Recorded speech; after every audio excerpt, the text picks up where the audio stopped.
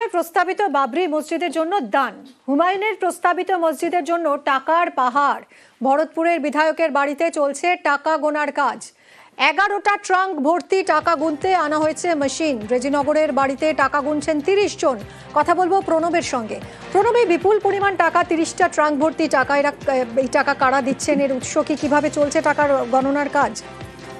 দেখো, বাবরি মসজিদ যেদিন হয় 6 ডিসেম্বরে শিলান্যাস হয়েছে, সেই দিনই তিনি দান বক্স খুলে রেখেছিলেন ওই জায়গাতে। সেখানে কিন্তু সাধারণ মানুষরা টাকা দিয়েছে এবং প্রায় 38 লক্ষ টাকা কিন্তু ইতিমধ্যেই গোনা হয়েছে এবং আরো বেশ কিছু ট্যাঙ্ক এখনো গোনার কাজ বাকি রয়েছে। এবং কাজ বাবরি মসজিদ তৈরি করার জন্য তিনি ডিজিটাল মাধ্যমে কিউআর কোডও দিয়েছিলেন, সেখানেও কিন্তু 98 লক্ষ টাকা উঠেছে বলে কিন্তু জানিয়েছেন।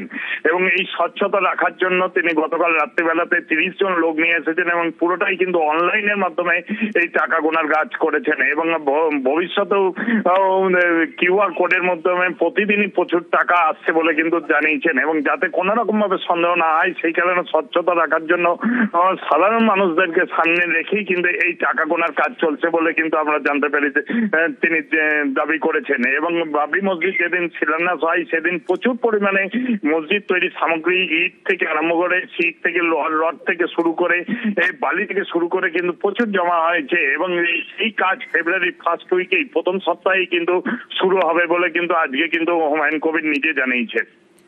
ধন্যবাদ প্রণব। লক্ষ্য কণ্ঠে কোরআন পাঠ। আগামী দিনে দিনভর মুর্শিদাবাদে কোরআন পাঠের ঘোষণা হুমায়ুন কবিরের। একই সঙ্গে বিজেপিকে নিশানা।